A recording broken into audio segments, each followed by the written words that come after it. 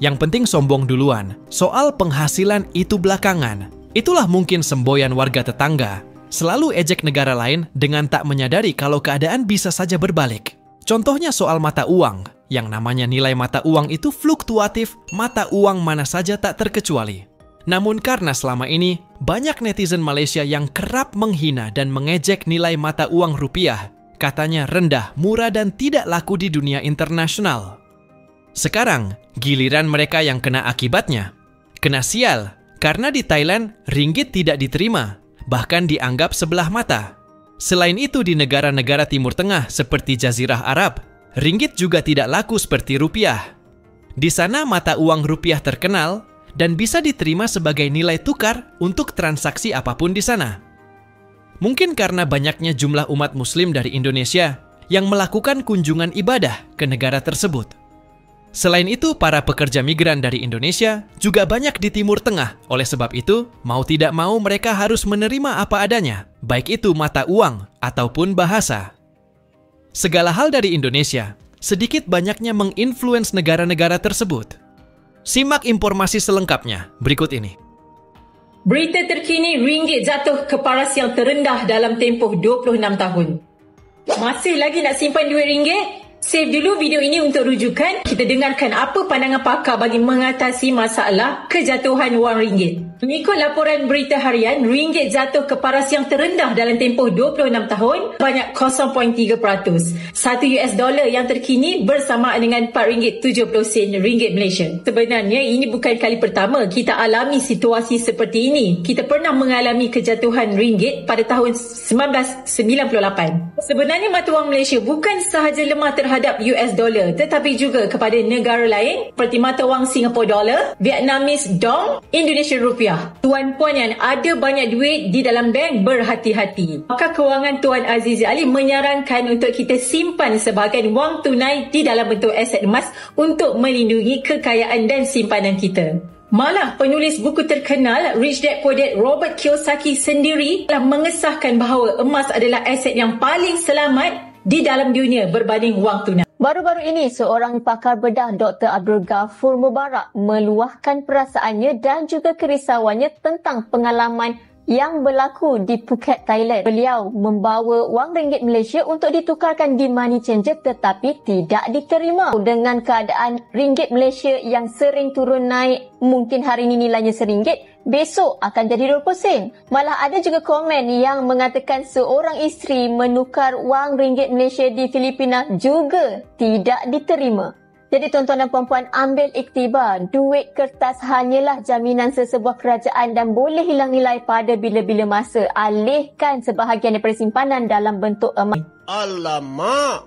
Malaysia digugurkan dari senarai pemantauan mata wang Amerika Syarikat? Biar betul! Okey guys, tersebar berita baru-baru ni di mana Malaysia telah pun digugurkan daripada senarai pemantauan mata wang Amerika Syarikat. Senarai ni senarai apa guys? Yang dinamakan sebagai currency manipulator list lah. Dekat pembendaharahan Amerika Syarikat ataupun US Treasury ni, dia memang pegang satu senarai tau. Dan senarai ni adalah senarai negara-negara yang manipulate dia punya pergerakan mata wang. Okey, dalam video ni saya akan explain dengan korang tentang beberapa perkara. Yang pertama, apakah itu currency manipulation? Yang kedua ialah macam mana dia manipulate dia punya currency. Dan yang ketiga pula, kenapa dia manipulate dia punya currency. Yang pertama, apakah itu currency manipulation? Sebenarnya mata wang ni mengikut prinsip ekonomi lah. Dia sepatutnya bergerak mengikut pasaran. Kalaulah permintaan terhadap mata wang negara tu tinggi, maka nilai dia berbanding mata wang negara lain pun akan tinggilah. Dan begitu juga dengan sebaliknya. Jadi apa yang dikatakan sebagai currency manipulator ni, negara itu dia tentukan hala tuju dia punya pergerakan mata wang dia, bukannya pasaran. Okey, yang kedua, macam mana dia manipulate dia punya currency? Dia manipulate biasanya melalui intervention daripada central bank ataupun bank pusat lah. Jadi bank pusat ni, kalaulah let's say dia lihat bahawa mata wang dia tu terlalu kuat ataupun terlalu rendah, diorang akan campur tangan lah. Misalnya, kalaulah mata wang dia ni terlalu rendah, apa dia buat? Dia akan beli balik mata wang negara dia sendiri dekat pasaran forex dan kemudian dia jual mata wang US dollar tu. Jadi ini akan menyebabkan nilai dia akan naik lah. Dan yang ketiga pula, kenapa negara-negara ni ada di antara mereka yang manipulate dia punya currency? Antara sebab utamanya adalah tujuan perdagangan. Sebab ada negara dekat dunia ni yang sengaja turunkan nilai mata wang dia untuk menjadi lebih kompetitif dalam pasaran ekspor. So bermaksud kalau dia kekalkan nilai mata wang dia yang rendah tu, jadi harga barangan dia dekat pasaran antarabangsa jadi murah lah. Sekejap. Ringgit Malaysia tak laku di Thailand? Laporan ini dia merujuk kepada seorang pakar bedah kita yang pergi ke Phuket, Thailand bulan lepas. Sebab tu dia di Phuket, dia nak tukar duit. So dia pergilah ke money changer di sana. Tapi malangnya, money changer kat sana tak terima duit ringgit Malaysia. Dengan alasan duit Malaysia hari ni mungkin harganya RM1, tapi esok boleh jatuh sampai 20 sen saja. Uish, malunya duit ringgit kita tak ada nilai kat luar negara. Money changer di sana bagi tahu duit Malaysia tak ada nilai di negara mereka.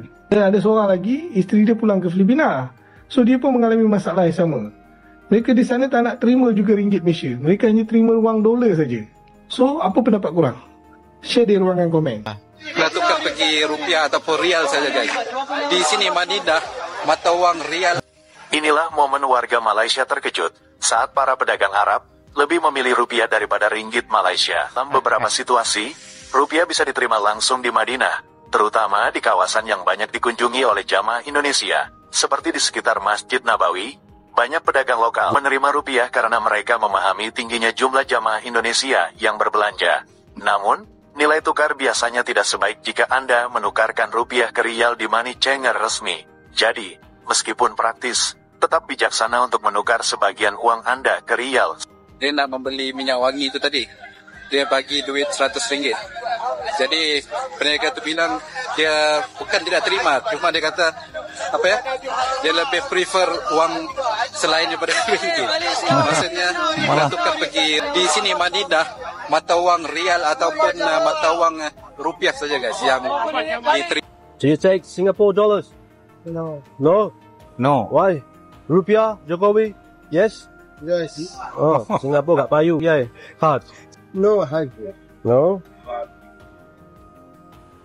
Got no money. No, man. I'm broke. Not rich. Today. Berapa? 50,000 ang Jakawi, rupiah halal, mari murah bangun. Ayo. Lokasinya di depan Hotel Rayana Ajiat dan juga Makarim Ajiat. Pasar Subuh. 1, 2.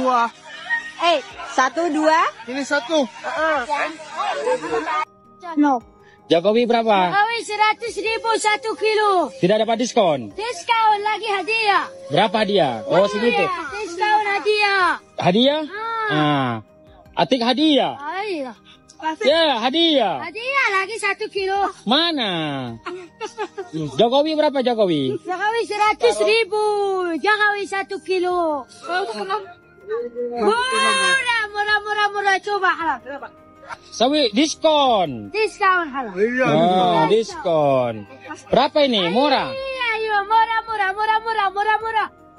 kilo 20 rial. Diskon aja.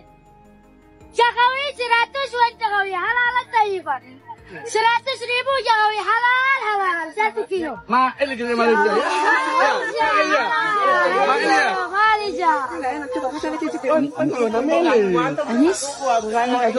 Anis hospital. Ayo. Halal tayyiban. Itulah informasi dan beberapa cuplikan video yang dapat Mimin sampaikan. Semoga bermanfaat dan menghibur. Terima kasih.